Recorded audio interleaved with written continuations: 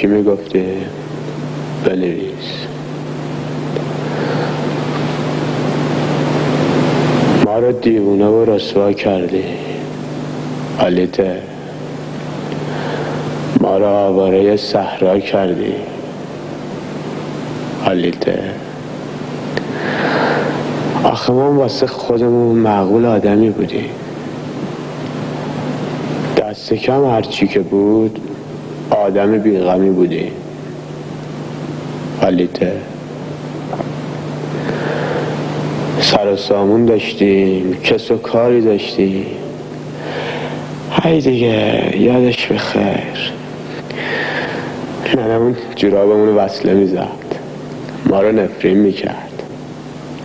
بابامون خدا بیامرز سرمون داد میکشید، بهمون فحش میداد. با کمربند زمون اجباریش پامون رو محکم میبست، ترکه های آلبالو رو کف پامون میشکست حالیته. یاد اون روزا بخیر، چون بازم هرچی که بود سر و سامونی بود حالیته. ننهی بود که نفرین بکنه، بعد نصف شب پاشه لحاف رو آدم بکشه که مبادا پسرش خدا نکرده بد شد، که مبادا نور چشمش سینه پهلو بکنه حالیته.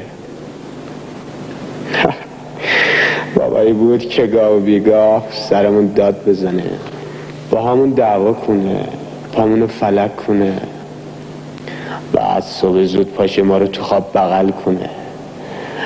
عشقای شب قبل که روی صورتمون ماسیده بود کم کمک با دستای زبر خودش پاک بکنه حالیته. میدونی بابامون چند سال پیش عمرش داد به شما، هرچی خاکمون و عمرت تو باشه. مرد زحمت کشی بود، خدا رحمتش کنه. ننه هم کور و زمینگیر شده، ای دیگه پیر شده. بیچاره قصه ما پیرش کرد، غم رسوایی ما کور و زمینگیرش کرد حالیته. اما راستش چی بگم، تقصیر ما که نبود. هرچی بود زیر سر چشم تو بود.